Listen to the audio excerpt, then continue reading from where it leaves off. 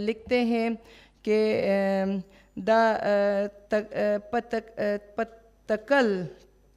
پتکل کی، جو کہ ڈاکٹر صاحب نے لکھا ہے پتکل کی کتاب، ٹھیک ہے، اور اس میں گل محمد بیتاب صاحب کا ہے دا چنچڑو دودھ، دا چنچڑو تت، اور یہ بڑی بہترین کتاب ہے. اور اگر ہم ماقام خٹک صاحب کو دیکھیں تو انہوں نے لکھا ہے بیلوس تصویرونا، جو کہ بہت بہترین تکلنا ہے. انہوں نے پگڑی بھی لکھی ہے، انہوں نے پگڑی لکھی ہے کتاب، جو کہ بہت اچھا انشائیہ ہے. اور اس کے علاوہ جو ہے ان کا ایک اور انشائیہ ہے دیارانہ پشلتالو دا مجرو یوسف زئی. یہ سب سے اچھا انشائیہ یا تکلنا ہے جو کہ ماقام خٹک صاحب نے لکھا ہے. اچھا، اس کے علاوہ پشتو ادب میں جو انشائیوں یا تکلنا کی ہسٹری ہے، بہت بہترین ہسٹری رہی ہے. اب ہمارے جو ماقام خٹک صاحب نے لکھا ہے 9/11 پہ کے حوالے سے، ہم ماقام خٹک صاحب کا یہ 9/11 کا جو تکلنا ہے یہ بڑا بہترین ہے. اور اس پہ جو پشتو اکیڈمی ہے اس پہ پورا سیشن ہوا ہے، جو ماقام خٹک صاحب کی کتاب ہے 9/11 پہ، اس پہ پشتو اکیڈمی میں ایک سیشن ہوا ہے جس کے حوالے سے بات چیت کی گئی ہے اس پہ کتاب پہ. اور ڈاکٹر برکت شاہ صاحب جو عبدالکریم بریالے، جو کہ سہیلی پختونخوا سے، جس کو کوئٹہ کہا جاتا ہے، انہوں نے بہت اچھی تکلنا جو ہے وہ لکھے ہیں. شکریہ، منانا. تھینک یو ویری مچ حسین بانو صاحبہ. اور جیسا کہ آپ نے پہلے سے ہی ماقام خٹک صاحب کا تفصیلی تعارف کروا دیا ہے، اور کل ہم ان کو مبارکباد بھی پیش کرتے ہیں سب کی جانب سے کہ ان کو کل ایوارڈ ملا ہے جس کتاب پر ڈکٹ جنگ. تو ابھی ہم ان سے گزارش کریں گے کہ یہ جو ہمارا ٹاپک ہے پشتو زبا او حالیہ منظرنامہ، تو جو پشتو کے آج کل کے جو منظرنامہ ہے ورلڈ وائڈ اور ہمارے خطے میں، تو اس پر ماقام خٹک صاحب کا کیا نظریہ ہے، کیا نقطہ ہے، تو ماقام خٹک صاحب ہمیں آگاہ کریں. جی ماقام خٹک صاحب. شکریہ جی. اور کے الف کا بھی شکریہ کہ انہوں نے ہمیں یہ پلیٹ فارم دیا اور ہم اس پہ اپنی بات کر رہے ہیں پشتو ادب کے منظرنامے پہ. تو اس سے پہلے جو ہے ہمارے حسن بانو صاحبہ نے انشائیہ، سفرنامہ اور جو اسکیچز ہیں اس پہ بات کی. اس میں ایک دو چیزوں کی میں وضاحت کروں کہ یارانہ پشلتالو یہ مجروح یوسف زئی صاحب کی کتاب ہے، اور جو دوسرے ہم نے کوئٹہ کی بات کی کہ وہاں پر جو 9/11 کے، تو انہوں نے اس پہ سیشن رکھا تھا مختلف اصناف کے. تو اس میں جس پہ میں نے مقالہ لکھا تھا وہ انشائیہ کے حوالے سے تھا، تو اس کی تھوڑی سی وضاحت کرنی تھی. اور انہوں نے اور جتنی باتیں کی اچھی کی. میرا جو اس وقت ٹاپک ہے وہ ہمارے شاعری پہ جو ہے کیسر افریدی صاحب بات کریں گے حالیہ منظرنامے کے، اور میں جو ہے ناول، افسانہ اور ڈرامہ جو ہے آج کل جو موضوعات ہیں اس پہ لکھیں گے. اب ہماری بدقسمتی یہ رہی ہے خصوصی طور پر جو خطہ ہے ہمارے خطے میں اس طرح ہوا ہے کہ جیسے وقت رک گیا ہو. اگر ہم گزشتہ 50 سالوں سے تو جیسے ایک جیسے صورتحال ہو، جو جنگ کی کیفیت ہے، دہشت گردی کی کیفیت ہے، ویسے تو اگر ہم اپنی پوری تاریخ پر بھی نظر دوڑائیں تو ہماری تاریخ میں یہی ہے. یہ جو دہشت گردی ہے یا جنگ کا جو سما ہے، یا ہماری زمین ہماری جو خطہ ہے اس میں رہا ہے. لیکن چونکہ حالیہ منظرنامے پہ بات کرتے ہیں ادب کے حوالے سے، تو جب ہم ناول پہ بات کریں گے تو ناول میں بڑے اچھے نام جو ہے وہ سامنے آتے ہیں، اور بڑے بہترین ناول جو ہے وہ لکھے گئے ہیں. تو ناولوں میں جو ہے اگر ہم پہلے ناول کی بات کریں جو سب سے سنجیدہ بحترین ناول جو لکھا گیا ہے وہ پیغلہ ناول تھا صاحبزادہ محمد ادریس صاحب کی. بہترین ناول جو ہے اس کو دوشیزہ کے نام سے جو ہے وہ حیران خٹک نے ترجمہ بھی کیا ہے اس کو. اور اس کے علاوہ جو ہے ہمارے پاس دوسرا جو بڑا نام ہے وہ طاہر آفریدی صاحب کا ہے. اور جو طاہر آفریدی صاحب کا حالیہ منظرنامے پہ جو سب سے بہترین ناول ہے وہ تربوزک ہے جو نقاب پوش کہ اس پہ اس سے خود آپ اندازہ لگا سکتے ہیں کہ اگر اس ناول کا نام ہی تربوزک نقاب پوش ہو تو وہ کس منظر کو کس جو صورتحال ہے اس کو ڈسکس کرتے ہیں. وہ خصوصی طور پر انہوں نے جو قبائل میں خصوصی طور پر جو دہشت گردی کی صورتحال ہے وہ اسی کو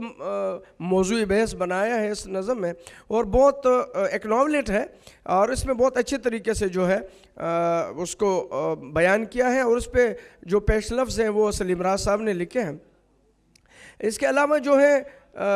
جو ہمارے ساتھ جو ہے بہترین جو اور جو نام ہے ہمارے پاس وہ راز صاحب کے ہیں جو کوئٹہ سے پشین سے تعلق رکھتے ہیں. ان کا جو سب سے بہترین ناول ہے بلکہ 3-4 وہ ایک فلسفیانہ انداز سے جو ہے اچھا یہ جو میں بات کر رہا تھا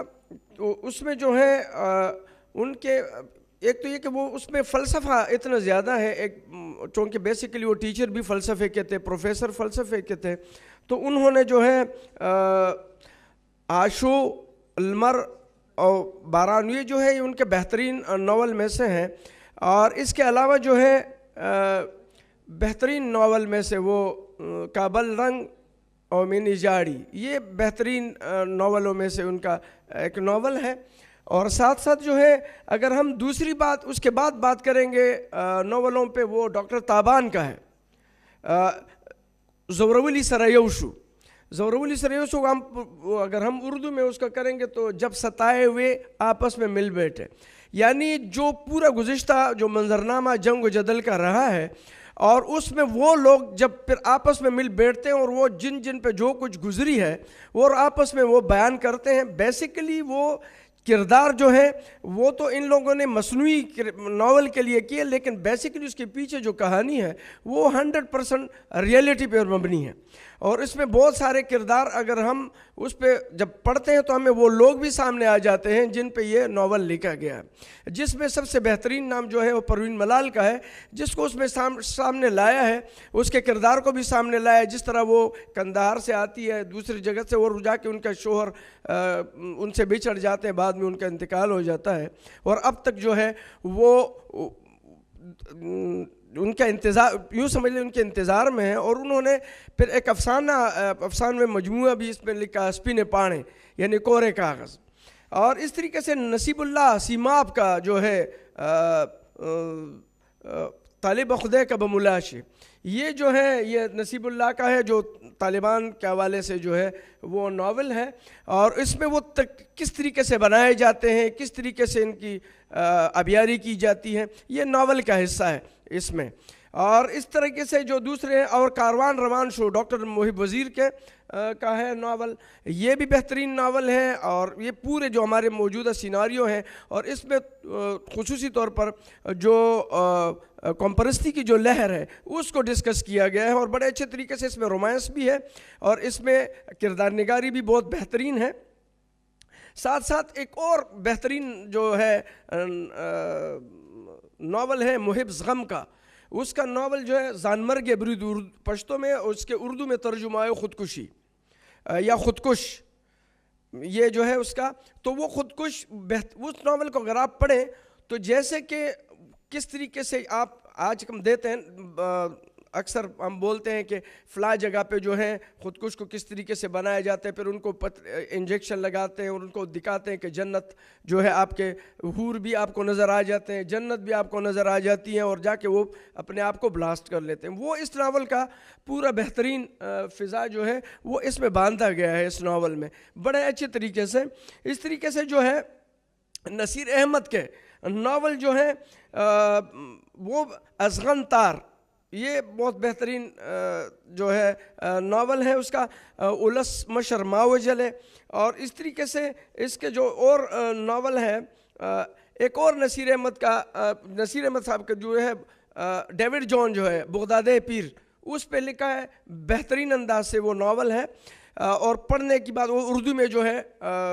ڈیوڈ جان کے نام سے اردو میں بھی آیا ہے، اور بغداد پیر جو ہے وہ پشتو میں بھی ہے. اور اس کے علاوہ فاروق سرور جو ہے بہت بڑا نام ہے افسانے اور ناول کا. سگوان ناول ہے، سگبان جو ہے اردو میں اس کا ترجمہ بھی ہو چکا ہے. یعنی جس طریقے سے کتوں کو کیسے لڑایا جاتا ہے، ایک اس کو سگبان کو، امریکہ کو انہوں نے سگبان کے طور پر دکھایا گیا ہے کہ وہ کیسے چھوٹے ممالک کو آپس میں لڑاتے ہیں. اور یہ بہت بہترین ناول ہے، علامتی طور پر لکھا گیا ہے. اور اس ناول کو بہترین انداز سے اگر اس ناول کو پڑھا جائے تو پورا منظرنامہ جو آج کل کا ہے وہ بالکل سامنے آ جاتا ہے. اور اس کے علاوہ جب ہم ناول پہ جو تو وگما عامر صبا جو ہے وہ ہمارے پاس بہت بہترین ناول میں ہے خواتین میں. اور انہوں نے جو ہے جنت کوٹ، جنجال اور طالب جان کے نام سے 3 ناول لکھے. اور اس کے مزے کی بات یہ ہے کہ اس میں بھی پورا جو وزیرستان، جو ہمارے وزیرستان ہے، اس پورے ایریے کو کیسے ڈرون آتے ہیں، کس طریقے سے خودکش بنتے ہیں، اس حوالے سے پورا ناول جو ہے وہ موجود ہے. مزے کی بات یہ ہے کہ اس نے جو لہجہ ہے وہ وہی مقامی لہجہ اس میں اپنایا ہے. کس طریقے سے وہ لوگ، جیسے وزیرستان کا جو لہجہ ہے وہ لہجے اس میں کمانڈر حفیظ اور اس طرح کے نام بنا کے انہوں نے اس انداز سے جو ہے وہ پورا اچھے انداز سے وہ سیناریو پیش کیا گیا. اس کے علاوہ ملکہ ناول ہے سیدہ حسینہ گل کاکا خیل کا، بہترین ناول ہے. اس میں بیسیکلی ان لوگوں نے اس نے جو ہے انڈیا مائیگریشن کا جو ہے وہ موضوع بنایا، جو مردان میں آئے تھے لوگ اس طریقے سے کیسے سیٹل ہوئے. تو اس انداز سے اس نے 1947 سے اب تک جو ہے وہ اس کو مد نظر بنایا ہے. اس طرح سنگزار جو ہے شاہد صاحب کا، میاں شاہد کا نوشہرہ سے تعلق رکھتا ہے سنگزار، یہ بھی بہترین ناول ہے. اور ایک اور ناول ہے دسمس یاران،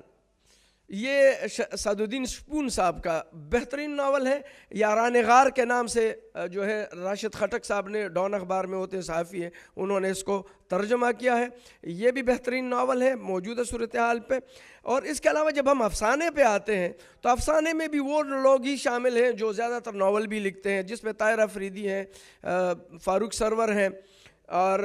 نصیب اللہ سیماب ہیں. یہ جو ہے ہمارے ساتھ، اور خصوصی طور پر ہماری جو سیناریو چینج ہوتی ہے 9/11 کے بعد اور کرونا کے یہ جو صورتحال ہے، اس افسانوں میں اس کو بہت اچھے طریقے سے جو ہے وہ بیان کیا گیا ہے. اس میں جو ہے سب سے بہترین کتاب جو ہے وہ ڈاکٹر محب وزیر کی ہے، پشتو افسانے پر، پشتو ناول اور افسانے پر یا پشتو ادب پہ 9/11 کے اثرات. تو اس میں انہوں نے شاعری کو بھی پہ بھی لکھا ہے، ناول پہ بھی لکھا ہے، اور ساتھ ساتھ جو ہے افسانے پہ بھی لکھا ہے. تو افسانے میں جو سب سے اہم افسانہ ہے اس میں وہ زرین انظور کا ہے. انہوں نے ایک بہترین وہ ماحول آپ دیکھیں گے تو بہت اچھے طریقے سے ایک بندہ جو ہے بچہ ہے وہ باؤنڈری جو ڈیویڈنڈ ہے وہ اس کو پار کر رہا ہوتا ہے. اور اگر یاد ہے تو کبھی کبھار یہاں پر آٹے کی قلت ہوتی ہے، آٹے کی سپلائی بند ہو جاتی ہے. تو وہ ایسا کرتا ہے کہ ایک آٹے کا تروڑا جو ہے، جو بوری ہے چھوٹی، وہ جا کے پیٹ کے ساتھ باندھ دیتا ہے. وہ جیسے پار کرتا ہے تو آج کل یہ ہوتا ہے کہ شاید خودکش ہے، اس نے شاید اپنے ساتھ کوئی بم باندھا ہوا تو اس پہ فائر کرتے ہیں. جب وہ فائر کرتے ہیں تو وہ جب پر تو اس سے سارا آٹا جو ہے وہ اڑ جاتا ہے. یہ اتنا، اگر اس پہ دیکھیں وہ افسانے کو پڑھیں تو وہ پڑھنے سے تعلق رکھتا ہے، موجودہ جو منظرنامہ ہے اس سے تعلق رکھتا ہے. اس طریقے سے جو ہے فاروق سرور جو ہے وہ اس نے بھی اس پہ لمبو چاچا جگہ کا، لمبو چاچا امریکہ کو اس نے مخاطب کیا ہے. اس میں اس چیز پہ وہ لکھا ہے لمبو چاچا افسانہ جو ہے وہ پشتو میں جو ہے جگہ کا، اور لمبو چاچا کے افسانے سے. اور اس طریقے سے جو ہے ہمارے پاس چندرو افسانے جو ہے وہ اس نے لکھے ہیں ہمدرد نے، ڈاکٹر ہمدرد نے، بہترین افسانے ہیں. اور جب ہم اس انداز سے آتے ہیں تو طاہر افریدی صاحب کے جو ہیں ہمارے پاس افسانے اس کے موجود ہیں. خصوصی طور پر طاہر افریدی صاحب کا جو افسانہ پڑھتے ہیں ہم, دغنی جال, جولا ہے مکڑی کا جو جالا ہوتا ہے, یہ اس موضوع ہے. لیکن اس میں وہ باقاعدہ جو ہمارے ہاں آج کل کے جو پیر پرستی و مریدی جو ہے اس انداز اس چیز کو موضوع بحث بنایا گیا ہے, جبکہ وہ ٹوٹلی سیاسی افسانہ بھی ہے, اس کا آپ سیاسی منظرنامے میں بھی اس کو رکھ سکتے ہیں. اس کے علاوہ جو ہے شیرین زادہ خدوخیل کا ہے ہما افسانہ, بڑا علامتی انداز میں, اور وہ درخت جو ہیں وہ آپس میں آج کل کا منظرنامہ جو ہے درخت جو ہے ایک درخت دوسرے درخت سے جو ہے وہ باتیں کرتا ہے اور موجودہ صورتحال جو ہے وہ اس کو بتاتے ہیں کہ یہ کس طریقے سے جو ہے آپ پہ کیا بیت رہی ہے, کس طرح ہو رہا ہے, کیسے صورتحال ہوتی ہے. ایک درخت دوسرے کو اپنے اپنے بیان جو ہے وہ بتاتا ہے, جو بہت ہی بہترین انداز اس کا افسانہ ہے. اور ایک اور جو ناول پہ بات کی جو انہوں نے بولا کل, میں شکر گزار ان کا, انہوں نے ایوارڈ بھی دیا, دا گٹ جنگ پروفیٹیبل جو ہے وار, وہ میں نے لکھی ہے, اس پہ کبھی ایک ذکر آنا چاہیے. اور دوسری بات جو ہے جو سب سے اہم بات آتے ہیں ڈرامے پہ, چونکہ 15-20 منٹ کا ٹائم ہے, شاید میں نے زیادہ لے لیا, تو میں ڈرامے کو وائنڈ اپ کرتے ہوئے تاکہ کیسر افریدی آگے جا کے بات کریں. تو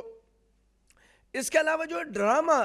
ہمارا جو ہے وہ بھی بہت بہترین منظرنامہ پیش کرتا ہے. اور ڈرامے کی تاریخ جو ہماری ہے وہ خدائی خدمتگار تحریک سے شروع ہوتی ہے, جب باچا خان غفار خان صاحب جو ہیں وہ عثمانزئی میں سب سے پہلے جو ہے وہ سٹیج ڈرامے وہاں سے پیش کرتے ہیں. اور مزے کی بات یہ ہے کہ اس میں جو چائلڈ سٹار کے طور پر ولی خان اور غنی خان جو ہے وہ خود کردار ہوتے ہیں اور اس میں وہ کردار کرتے ہیں. تو وہاں سے آغاز ہوتا ہے, اور یہ لگ بھگ 20 اور یہ 19ویں جو ہماری جو وہ صدی شروع ہوتی ہے اس کی شروعات میں سے ہوتے ہیں. اور اس کے بعد جو ہے جو بڑے نام ہیں ہمارے ہاں, سعد اللہ جان برق صاحب ہیں, نور البشر نوید, اور ہمارے پاس فرید اللہ شاہ حساس ہما صاحب ہیں, انہوں نے بہترین افسانے لکھے ہیں. اور خصوصی طور پر جب ہم نور البشر نوید صاحب کی بات کرتے ہیں تو ان کا ایک ایک جملہ جو ہے ان کے افسانوں کا, ڈرامے کا, وہ موجودہ منظرنامے کو بالکل ہاتھ میں رکھ کے آپ کو پیش کرتے ہیں, ہر کردار جو خود ہی بول رہا ہوتا ہے. اس کے علاوہ جو اب مزے کی بات یہ ہے کہ جب ہم اس طرح سعد اللہ جان برق صاحب ہیں, ہمایون ہما صاحب ہیں, فرید اللہ شاہ حساس صاحب ہیں جو کہ خود ایک بہت بہترین انشائی نگار بھی ہیں, اور خاکے بھی انہوں نے لکھے ہیں ہما صاحب نے. ہم اب آتے ہیں کہ اس کے کمپائل کس طریقے سے کیے گئے ہیں. ابھی جو ہے گل محمد بیتاب صاحب نے بک کی شکل میں ایک ڈرامہ جو ہے وہ خان عبدالغفار خان پہ بک ڈرامہ لکھا ہے, ان کو جو ہے پورا ڈراماٹائز کیا گیا اور اس کو سٹیج بھی کیا گیا ہے. اور اس کے بعد خوشحال خان خٹک, اس کے کردار پہ انہوں نے پورا ایک ڈرامہ انداز میں وہ کیا ہے پورا جو, اور ان کو ایڈورڈ کالج کے اسٹوڈنٹ نے جو ہے اس کو پھر پلے بھی کیا ہے سٹیج پہ. یہ جو تھا گل محمد بیتاب صاحب نے یہ وہ کیا, یہ کام کیا. تو ڈرامے میں بھی جو ہے ہمارا احاطہ جو ہے موجودہ منظرنامہ ہے وہ سٹیج میں بھی کرتے ہیں, بک کی شکل میں بھی کرتے ہیں, اور مختلف رسائل میں جو ہے ان کے بھی قسط وار جو ہے چھاپتے ہیں, اس میں آتے ہیں. اور خصوصی طور پر جو ٹی وی ہے ہمارے پرائیویٹ چینل اور سرکاری چینل وہ بھی ان میں سے دکھاتے. سرکاری چینل تو لازمی بات ہے کچھ پابندیوں کی وجہ سے اس طرح نہیں دکھاتے, لیکن پرائیویٹ چینل کچھ نہ کچھ چیزیں پھر بھی دکھاتے ہیں. اب جو ہے میں وائنڈ اپ کی طرف آتا ہوں کہ میں نے جو اس کا سارا لب و لباب اس طرح بنتا ہے کہ ناول میں بھی جو میں نے نام لیے, افسانے میں بھی اور ڈرامے میں بھی جو آج کا پورا منظرنامہ ہے, چونکہ ادب جو ہے اس کا تعلق زندگی سے ہوتا ہے اور تنقید کا تعلق ادب سے ہوتا ہے. تو زندگی میں جو موجودہ صورتحال جو گراؤنڈ ریئلٹی ہوتی ہیں وہ ادیب جو ہے وہ خاموش تماشائی نہیں بنتے ہیں, وہ سب چیزیں جو ہے اپنے پاس لاشعور میں لاتے ہیں اور وہ پھر قلم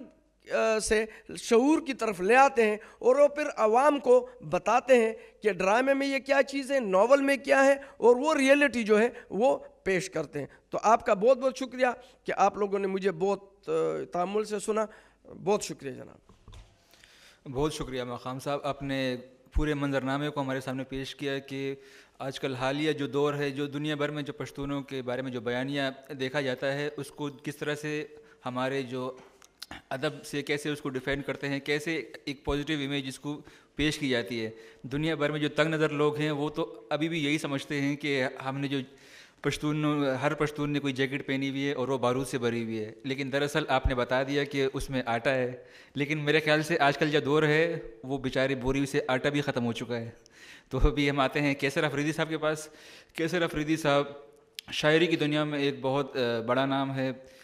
تقریباً 24 کے قریب کتابیں لکھ چکے ہیں، اور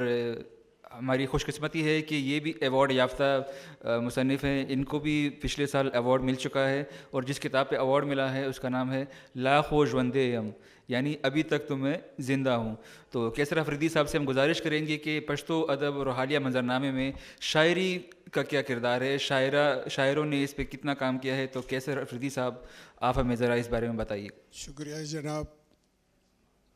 آپ سب کا کہ مجھے اس لائق سمجھا.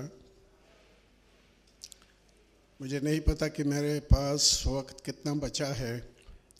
25 منٹ ہے پورے. اچھا، اس میں کتنی باتیں سمجھ سکتا ہوں، پھر بھی کوشش کروں گا. پشتو ادب کے حالیہ منظرنامے کی بات ہو تو اس کے لیے بھی ضروری ہے کہ اب کی جو صدی ہے اس سے ہم ایک ذرا آگے چل کر اس سے جو پچھلی صدی ہے اس میں جان کر بات وہاں سے شروع کریں، کیونکہ حالیہ منظرنامے میں کچھ ایسی باتیں ہوتی ہیں کہ اس کی جڑیں پچھلی صدی میں پیوست ہوتی ہیں. یوں ہم پچھلی صدی کو نظر انداز نہیں کر سکتے ہیں اپنی باتوں کی پوری وضاحت کے لیے، لیکن اگر اسی طرح یہ سلسلہ در سلسلہ ہم پیچھے کی طرف جانا شروع کریں تو چونکہ یہ معاملہ پھر تاریخ کے سپرد ہو جاتا ہے. تاریخ کے سپرد ہو کر ظاہر ہے کہ معاملے کے تحت تک ہم کہاں تک جائیں گے، وہاں تک جائیں گے جہاں سے پشتو شاعری کی ابتدا ہوتی ہے. اتنے امکانات تو ہمارے ہاتھ میں ہے نہیں. وقت کو دیکھتے ہوئے میں صرف وہاں سے شروع کروں گا جہاں 8ویں صدی ہجری میں پہلی بار پشتو غزل لکھی گئی اور اکبر زمینداوری کے نام سے ایک شاعر نے لکھی. ایسا کرنا میرے لیے اس لیے ضروری ہے کہ پشتو شاعری کے حالیہ منظرنامے میں ایک جو چیز مجھے نظر آتی ہے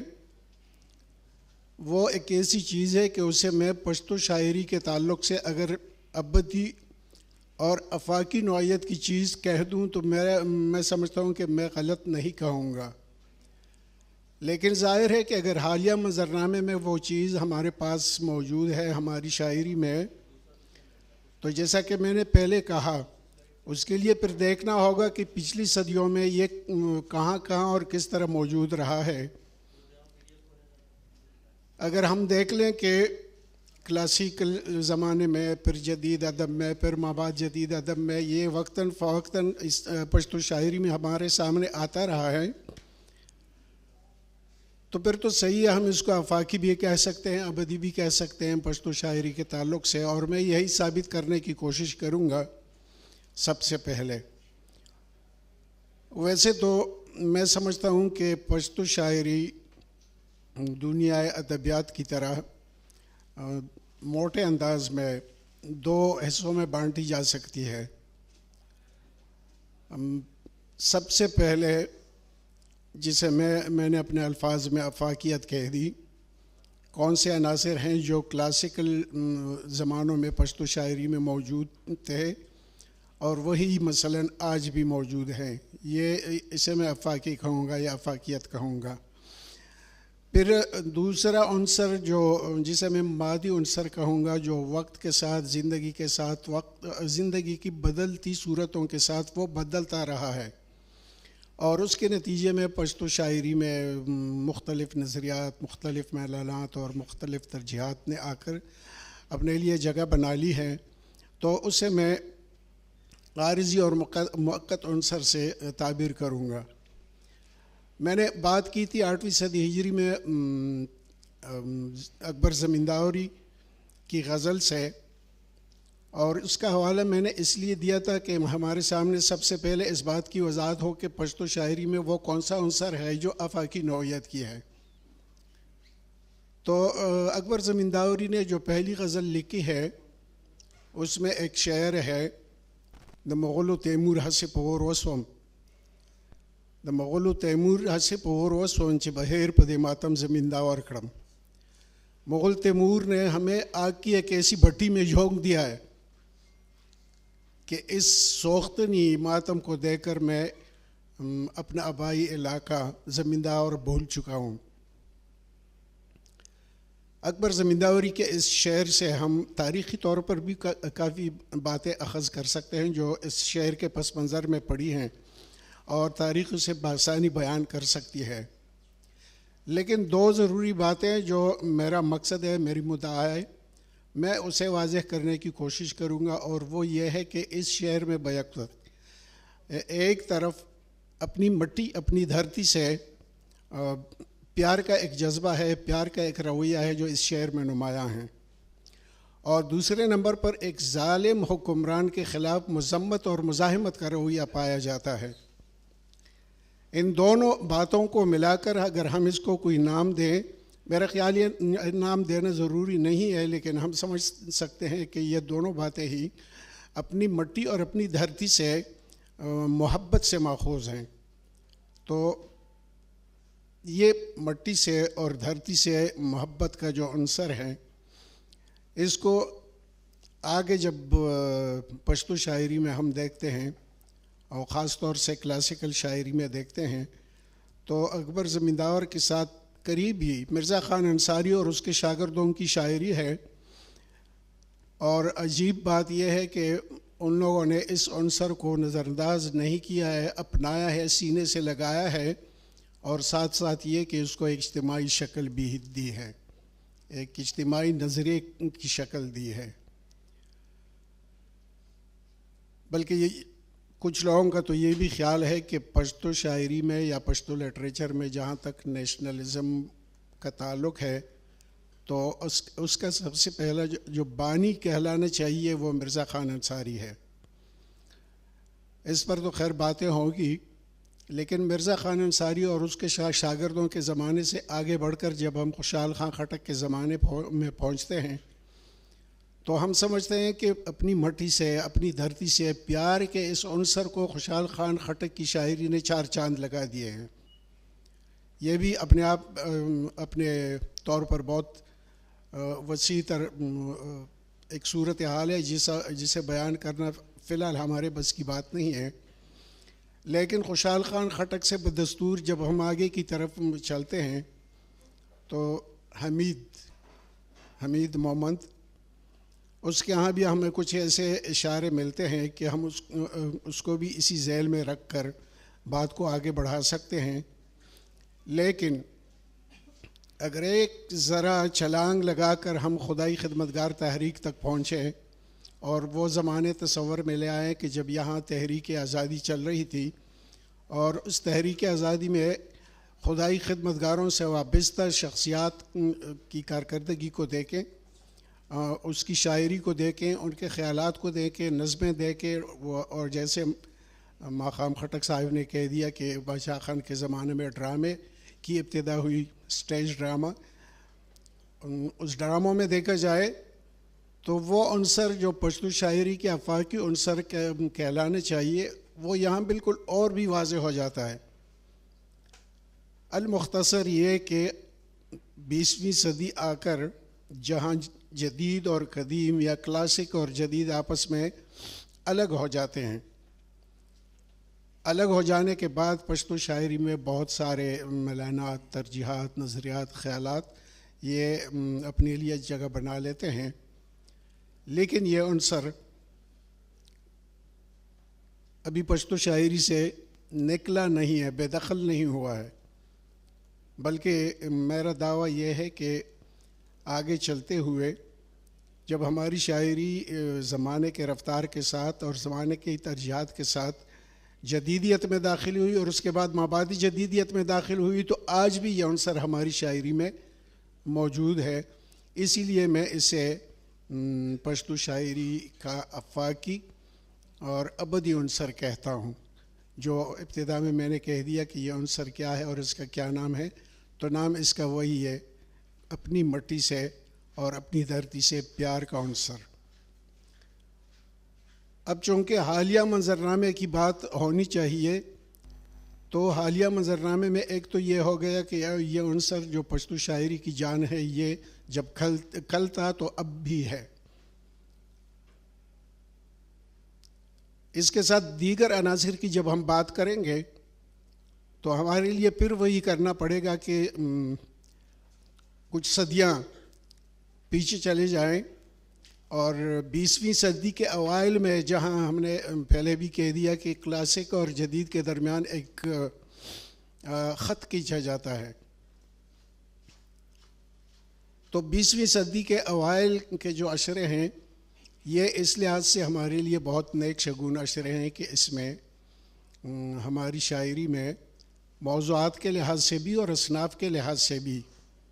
کچھ نئی چیزیں آ کر نمودار ہو جاتی ہیں، ہماری شعر کا حصہ ہو جاتی ہیں.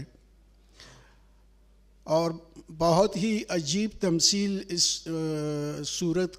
کی یہ بنتی ہے کہ 20ویں صدی کے اوائل کے عشروں میں یہاں صرف ایک تنظیم کام کرتی ہوئی نظر آتی ہے، لیکن یہ تنظیم میری نظر میں ایک ایسا نقشہ بنا کے دے دیتا ہے جیسے سائنس میں بگ بینگ کا نقشہ ہے. اس تنظیم سے پشتو کی جدید شاعری میں ایسے لوگ سامنے آ گئے، ایسے خیالات سامنے آ گئے، ایسے نظریات سامنے آ گئے، ایسی اصناف پر کام ہونا شروع ہو گیا. تحقیق، تنقید، ایک ہمگیر قسم کی تحریک شروع ہو گئی، اور وہ کسی ایک شخص سے وابستہ نہیں ہے. دیکھیں اس تنظیم میں جو بڑی شخصیات مل کر کام کرتے تھے، تو ان میں سب سے پہلے تو میں صنوبر حسین کاکا جی محمد کی بات کروں گا، جو وہاں سب سے عمر کے لحاظ سے سب سے بڑا تھا اور وہ اشتراکی نظریات کا حامی تھا.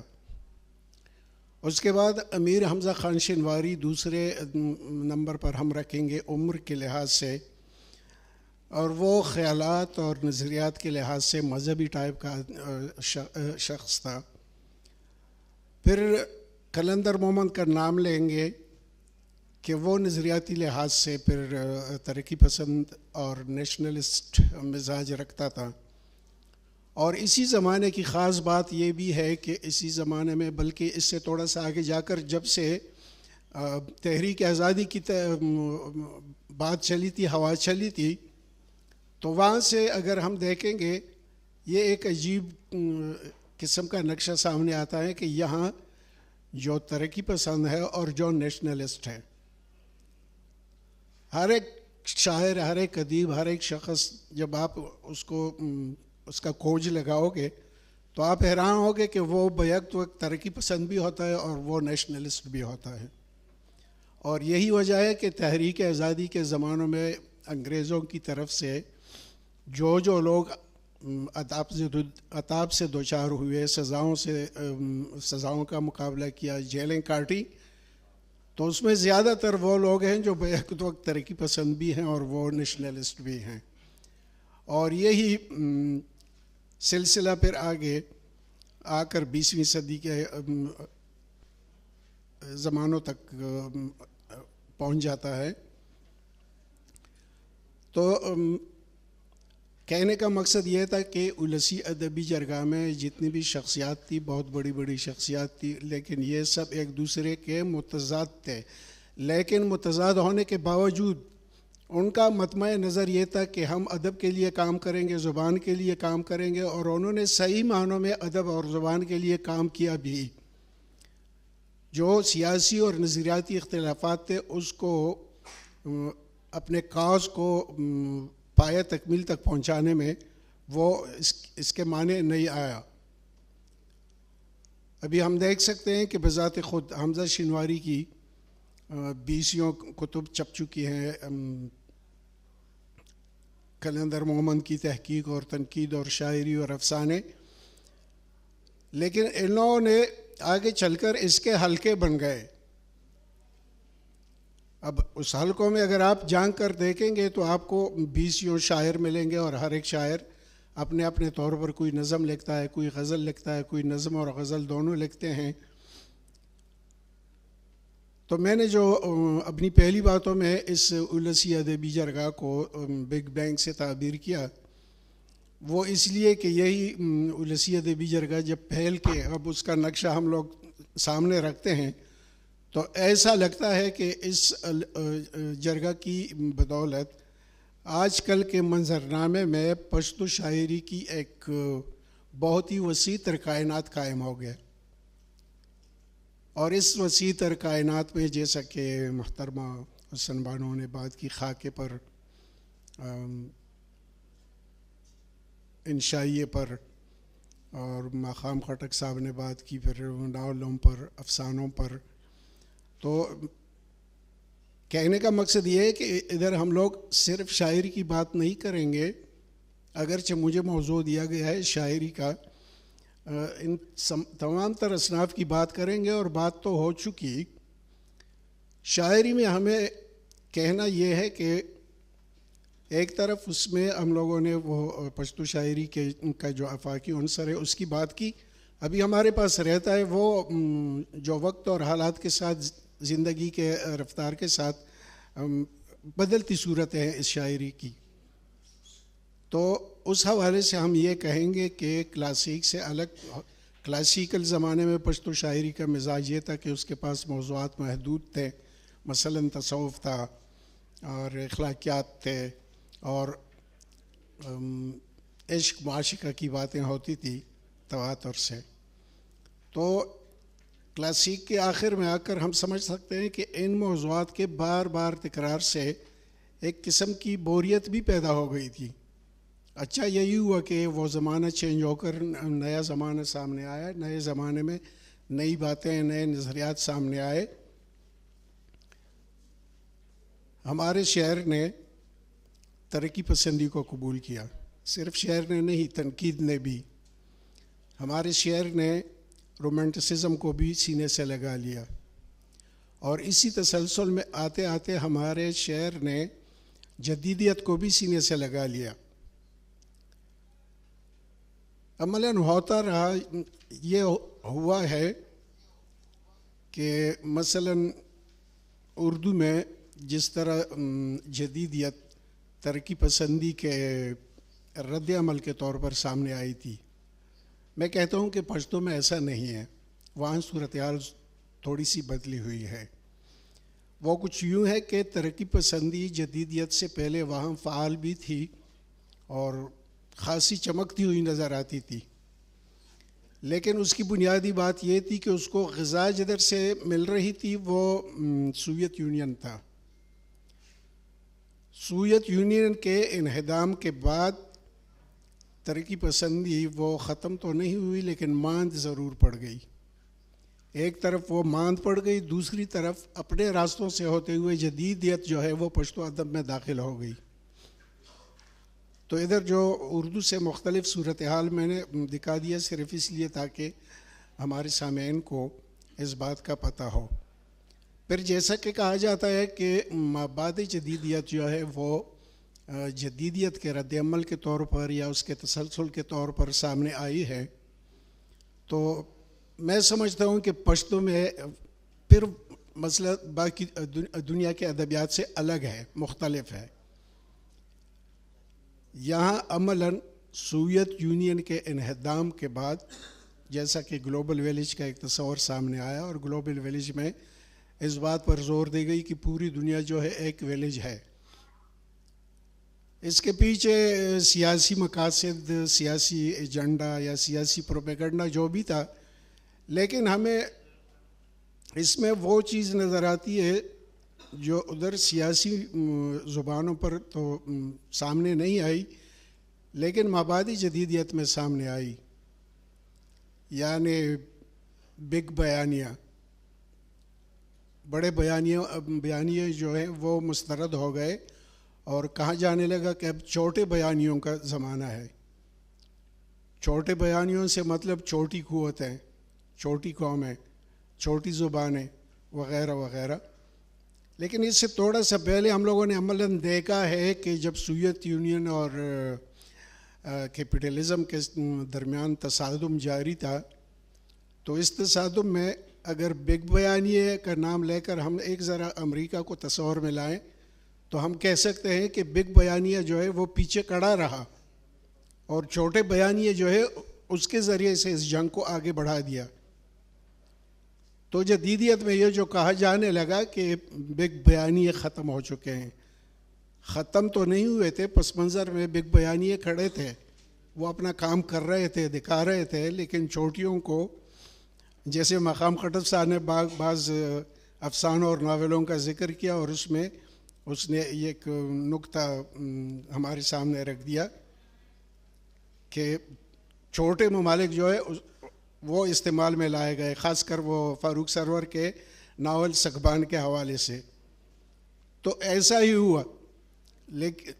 جدیدیت پر میرا ذاتی انتقاد بھی یہی ہے کہ وہ جس طرح بظاہر کہتا ہے کہ بڑے بیانیے ختم ہو چکے ہیں نا، تو میں سوچتا ہوں کہ اس کے پیچھے کوئی سیاسی مقصد ہے جو چھپی ہوئی ہے۔ اب جدیدیت جس طرح کہتی ہے کہ اکثر باتیں جو ہیں، جو طاقتور لوگ ہیں، جو طاقتیں ہیں، بین الاقوامی طاقتیں، وہ کچھ باتیں تو کہہ دیتی ہیں اور کچھ باتیں پھر تہ میں رہ جاتی ہے، ان باتوں کا کھوج لگانا چاہیے۔ تو میں سوچتا ہوں کہ پھر اس بات کا بھی میں نے کھوج لگا دیا ہے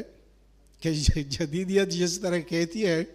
کہ بڑے بیانیوں کا زمانہ ختم ہو گیا، تو بڑے بیانیوں کا زمانہ ختم نہیں ہوا ہے، بلکہ ایسا کہہ کر وہ عوام الناس کے ساتھ ایک ایسا کھیل کھیل رہا ہے کہ اس کی توجہ دوسری طرف مبذول ہو کر وہ یہ سمجھ لے کہ ہاں اصل طاقتیں جو ہیں وہ ہم ہیں، چھوٹی قومیں، چھوٹی زبانیں، چھوٹے ممالک، یہ اصل طاقتیں ہیں۔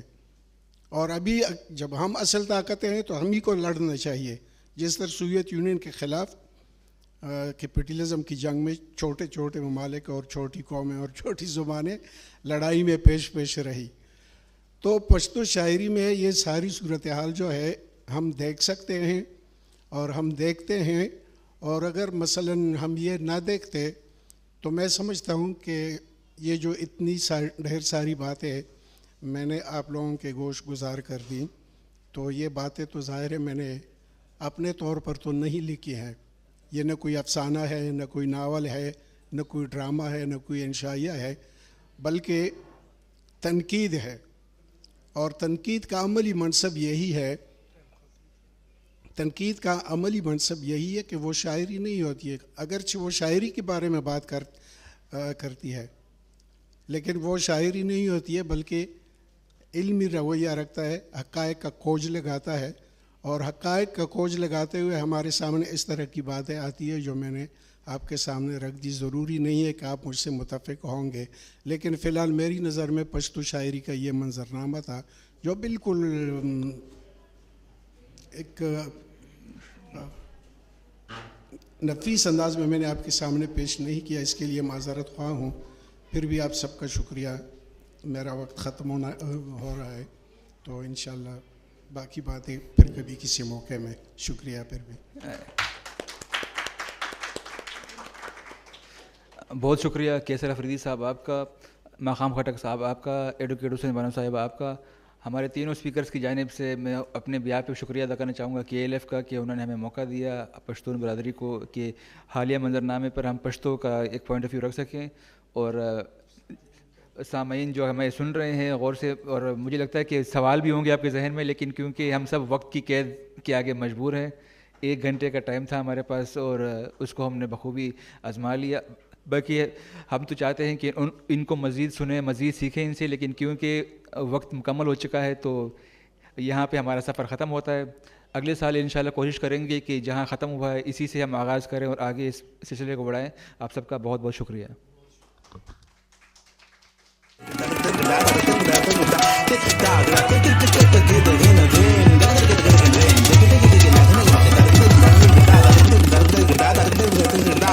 Da